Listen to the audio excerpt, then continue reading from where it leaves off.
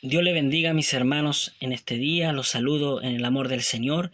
Quiero compartirles la reflexión de hoy que se encuentra en el libro de Marcos, capítulo 6, versículos del 1 al 6. Leemos en el nombre de Jesús. Salió Jesús de allí y vino a su tierra y le seguían sus discípulos.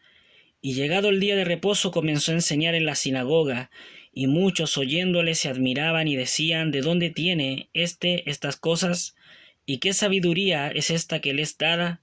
¿Y estos milagros que por sus manos son hechos? ¿No es este el carpintero, hijo de María, hermano de Jacobo, de José, de Judás y de Simón? ¿No están también aquí con nosotros sus hermanas? Y se escandalizaban de él. Mas Jesús les decía: no hay profeta sin honra sino en su propia tierra, y entre sus parientes y en su casa. Y no pudo hacer allí ningún milagro, salvo que sanó a unos pocos enfermos, poniendo sobre ellos las manos, y estaba asombrado de la incredulidad de ellos, y recorría las aldeas de alrededor enseñando. Amén. Los evangelios relatan a Jesús también como un profeta que era lleno de la palabra y lleno del Espíritu. Así cumplió Jesús también su ministerio y su llamado. Y vemos en este capítulo cómo hace referencia, ¿cierto?, a que no había profeta sin honra en su propia tierra.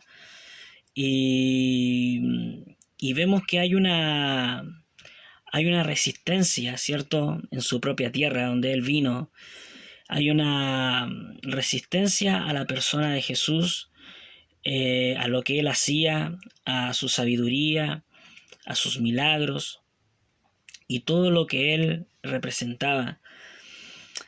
Llegando al punto donde dice en versículo 3: ¿no es este el carpintero, hijo de María, hermano de Jacobo, de José, de Judá y de Simón? Llevando al punto a Jesús a que decir poco menos es un hombre común y corriente, ¿cómo va a hacer todas estas cosas? Y se escandalizaban de él, ¿cierto? No lo podían creer. Y en este escenario vemos que hay una resistencia a Jesús. Y toda resistencia es como un techo, es como un estorbo, ¿cierto?, donde hay un tope y no se puede sobrepasar, no se puede atravesar. Hay una resistencia. Y esta resistencia trajo sus consecuencias. Trajo las consecuencias de no poder realizar más milagros en Nazaret, no poder realizar grandes prodigios en medio de ellos, en la cual solamente pudo sanar a algunos enfermos, lo cual también hoy en día sería algo muy bueno, pero Jesús quería hacer algo más. Y es triste cuando los cristianos ponemos una resistencia a las cosas que Dios quiere hacer con nosotros. Por eso está escrito: cosas que ojo no vio, ni oído oyó, ni han subido al corazón de hombres, son las que Dios ha preparado para los que le aman, ¿cierto? Y podemos imaginar esa dimensión de cosas no oídas y de cosas no vistas, pero muchas veces nuestra soberbia o nuestra incredulidad es una resistencia para Dios, para que Él desarrolle con potencia su poder en nuestras vidas, para que podamos ser usados por Dios. Y el Señor demanda de nosotros algunos requisitos para que realmente podamos ver su poder en nuestra vida. Y uno de ellos es la humildad. Vemos en Santiago 4, versículos 6 y 7. Pero Él da mayor gracia. Por esto dice: Dios resiste a los soberbios y da gracia a los humildes. Someteos pues a Dios, resistid al diablo y huirá de vosotros. ¿Cierto? A través cuando nosotros tenemos una posición de humildad delante de Dios, Él nos llena de su gracia para poder romper todos los obstáculos que puedan manifestarse en contra del poder de Dios, ¿cierto? Jesús caminó con humildad y ese escenario, ¿cierto?, hostil y de incredulidad en su propia tierra, no lo frenó para poder seguir extendiendo, ¿cierto?, sus milagros en todo Israel.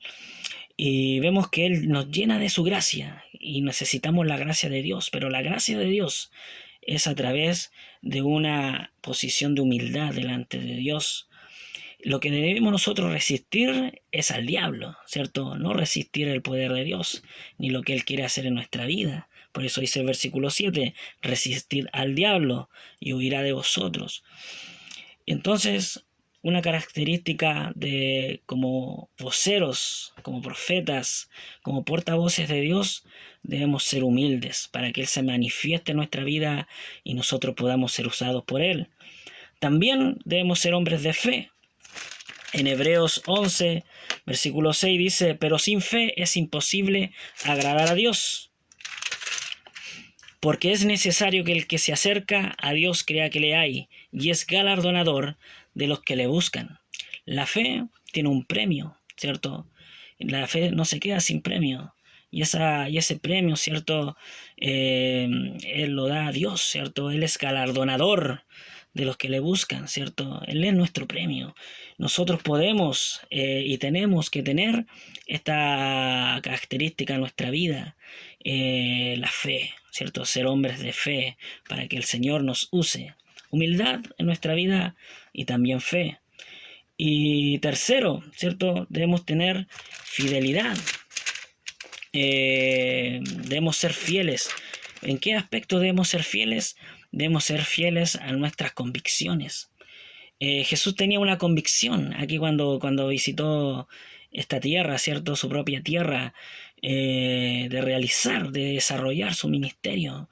Pero por causa de la incredulidad, ¿cierto?, del pueblo, no pudo, y de sus detractores, ¿cierto?, no pudo realizar más milagros. Pero él, aún así, ¿cierto?, sanó a unos pocos enfermos, ¿cierto? Su convicción, su pasión, ¿cierto?, lo llevó a poder bendecir, ¿cierto?, un poco más allá, a poder igual dejar una huella de bendición en ese lugar. Y el Señor quiere usarnos a ti y a mí para que podamos desarrollar con potencia su llamado y todo lo que Él tiene para nuestra vida. Así que pongámonos en una posición de humildad, de fe y de fidelidad ante Dios para que podamos ser profetas de Dios. Dios les bendiga, hermanos.